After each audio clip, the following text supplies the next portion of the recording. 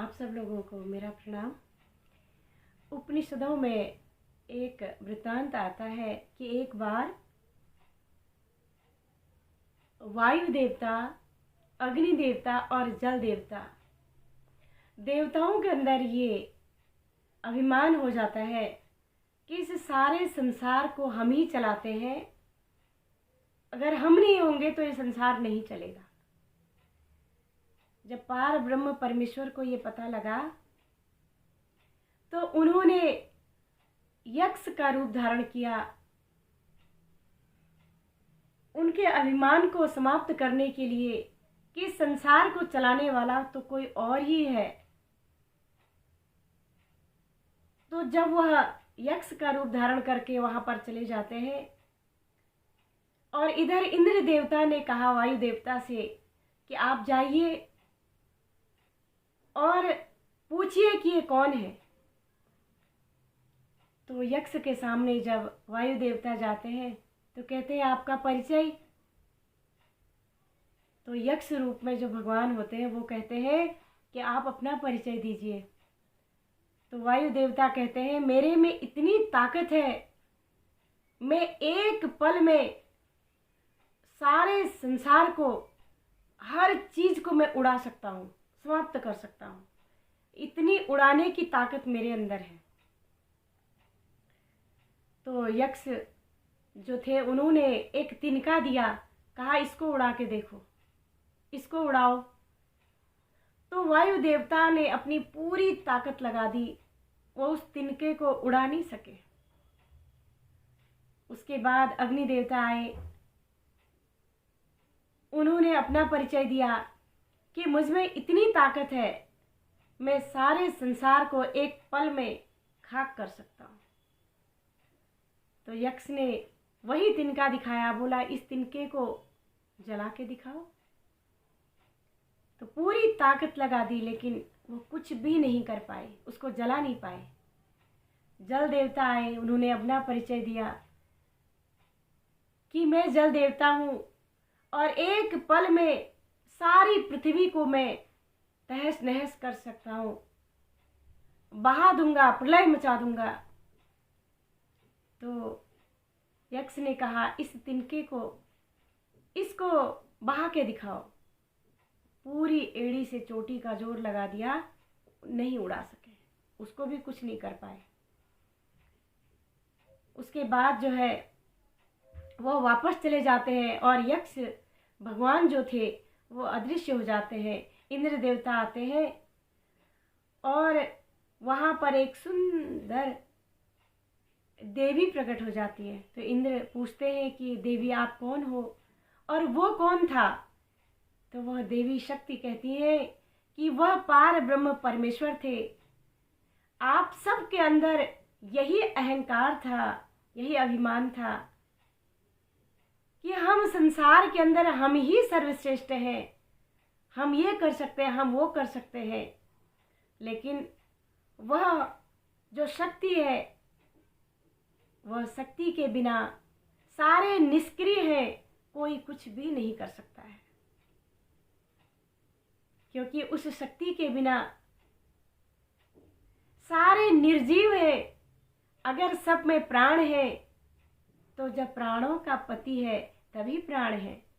जब प्राणों का पति नहीं होगा तो संसार के अंदर आप सारे सुखों का उपभोग कैसे कर सकते हैं। जब प्राणों का पति निकल जाएगा तो आप किसी चीज का आनंद नहीं ले सकते।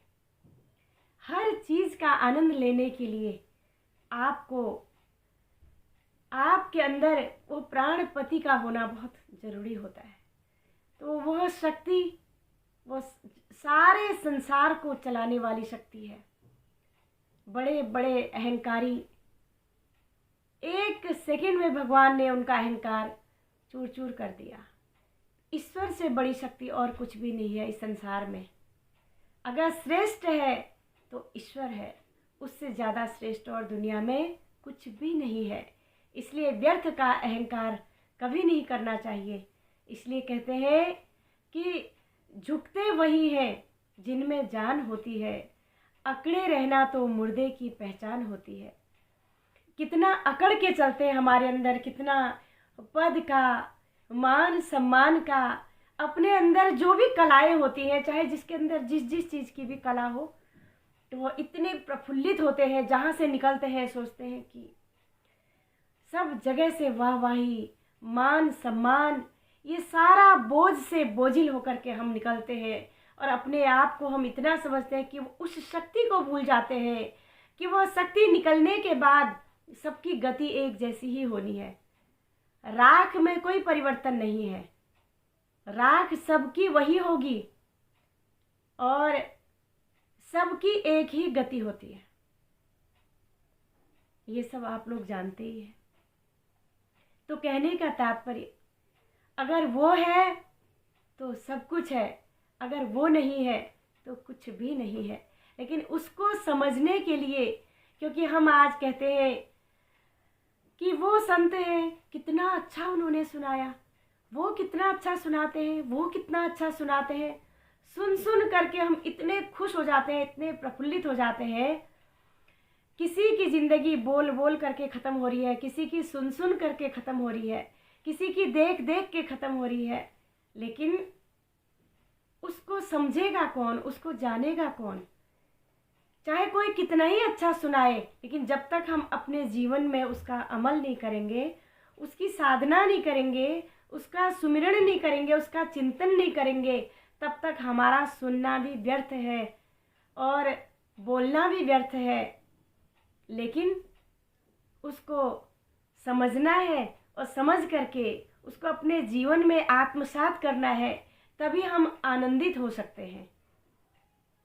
गुड़ खाके गूंगा व्यक्ति कभी गुड़ के बारे में बता नहीं सकता, क्योंकि अगर गूंगे को अगर आप गुड़ का स्वाद बताओगे तो गुड़ का स्वाद गूंगा नहीं बता सकता है। इसी तरह से जो ज्ञानी होता है, जो उस नाम का चिंतन करता है, जो उस शक्ति में ओत प्रोत हो गया, अपने आप को उसने समर्पित कर दिया कि मैं कुछ भी नहीं हूँ, तू ही सब कुछ है, तेरे बिना मेरा कुछ भी नहीं चलना है। इसलिए श्वास श्वास साथ देती नहीं, साथ देती नहीं, साथ देती नहीं है, किसी का क्या भरोसा है इस जिंदगी का। श्वास रुक जाएगी चलते चलते, क्षमा बुझ जाएगी जलते जलते, दम निकल जाएगा, दम निकल जाएगा, दम निकल जाएगा, रोशनी का क्या भरोसा है इस जिंदगी का। कोई भरोसा नहीं है। इस श्वास पर हमने भरोसा किया, इस दमदम मैनू कीवे भरोसा, आया आया ना आया ना आया। न जाने नीचे गई हुई श्वास ऊपर आएगी नहीं आएगी, ये किसी को नहीं पता है। इसीलिए श्वास श्वास सुमिरो गोविंद, मन अंतर की उतरे चल। अपने अंदर, श्वासों के अंदर परमात्मा का सुमिरन करने की विधि को आप जानिए और ज़्यादा से ज़्यादा वक्त आप भगवान के चिंतन में, ईश्वर के चिंतन में लगाइए, तो आपका जीवन भी सुखी हो जाएगा, शांतिमय हो जाएगा। आप आनंदित हो जाओगे। आपको संसार में आने का जो मनुष्य जीवन जो मिला हुआ है, ये मनुष्य जीवन सार्थक करने का जो मौका मिला हुआ है, आपका जीवन धन्य हो जाएगा, सार्थक हो जाएगा। आज के लिए इतना ही। आप लोगों को प्रणाम।